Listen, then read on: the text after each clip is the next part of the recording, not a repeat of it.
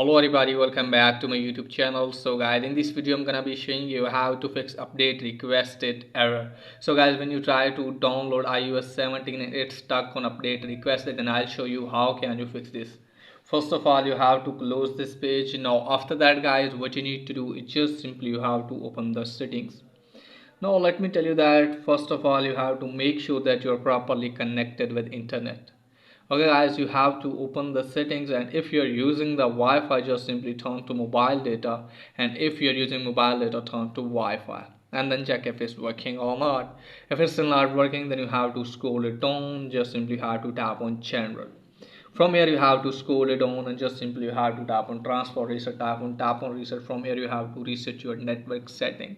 Once you have reset your network setting, let me tell you that your network setting will be reset and your mobile network is refreshed. And after that, check if it's working or not. If it's still not working for you guys, then what you need to do is just simply have to open the settings. Now from here guys, what you need to do is just simply have to tap on general again. From here guys, what you need to do is just simply have to go to iPhone storage and make sure that you have enough storage in your iPhone. And after that, check if it's working or not.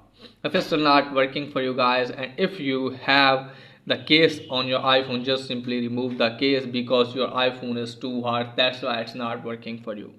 Just simply you have to remove the case. And if you don't have enough battery in your iPhone, that's why maybe it's not working for you guys, just simply you have to charge your phone while downloading any update and then check if it's working or not. If it's still not working for you guys, then what you need to do is just simply have to open the settings.